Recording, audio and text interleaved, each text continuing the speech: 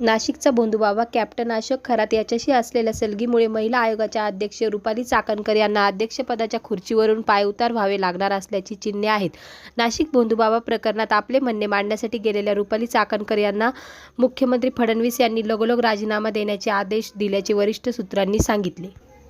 स्वतःला ज्योतिषशास्त्रातला तज्ज्ञ म्हणून घेणारा नाशिकचा भोंदूबाबा अशोक खरात उर्फ कॅप्टन याच्या गोरखधंद्यांनी संपूर्ण महाराष्ट्र हादरून गेला असून त्याच्याशी जवळीक असलेल्या महिला आयोगाच्या अध्यक्षा रुपाली चाकणकर यांच्यावर कारवाईची टांगती तलवार होती. खरात यांचं मंदिर देवस्थान ट्रस्टवर सदस्य असलेल्या चाकणकरांचे खरातसोबत अनेक फोटो समाज माध्यमांवर व्हायरल होत असून यामुळे त्यांची चांगलीच अडचण झाली आहे. महिलांच्या लैंगिक शोषण प्रकरणात खरातची चौकशी सुरू असल्याचे रुपाली चाकणकर यांच्याकडे महिला आयोगाचे अध्यक्षपद ठेवू नये, त्यांची हकालपट्टी करण्यात यावी अशी मागणी होत आहे. याच पार्श्वभूमीवर मुख्यमंत्री फडणवीस यांनी कठोर पाऊल उचलून चाकणकर यांना राजीनाम्याचे आदेश दिल्याचे कळते.